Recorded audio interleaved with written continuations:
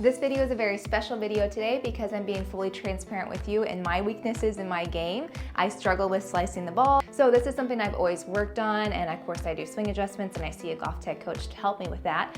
But I had to share this with you because I was just filming with GolfTec headquarters in Denver, and Nick Clearwater gave me a great setup tip to get me back on track while we were filming. So here are the 3 quick adjustments that Nick told me to make. The first one being my ball position.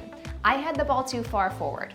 So I like to play the ball a little forward, and in my mind, I think I'm reaching out and out to actually hit up on the ball. But what was actually happening was I was setting myself up more so to come across it still. So by simply putting the ball a little bit further back in my stance, more off of my lead shoulder than my lead toe, that set me up well to be on a better swing path when it comes through the ball.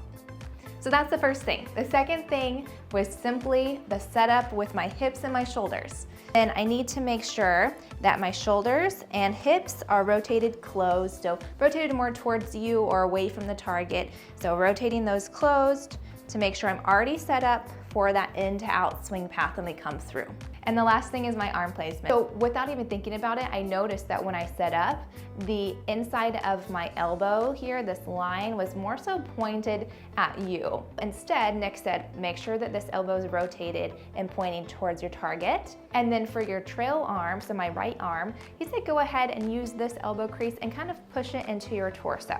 So already I'm set up in a better position to swing in to out. I just kept this right elbow or my trail elbow tucked and connected to my body during the swing. And then by having this elbow facing the target, I was less likely to have this arm kind of engage and pull across. Now, if you're setting up with just your iron, it's slightly different, but the same principles apply. So instead of the ball being off of your lead shoulder or with, you said, the lead heel, we're gonna put it slightly further back in your stance. So it's gonna be more so just in front of the middle line of your stance here. And then of course the next step is going to be focusing on my hips and shoulders. So closing those, facing more towards you or away from the target to get set up for that in to out swing path. And then the last thing then is turning my lead elbow towards the target. So this from here to here, and then from here to here. This trail elbow kind of being tucked underneath to where this crease is now pointing at you.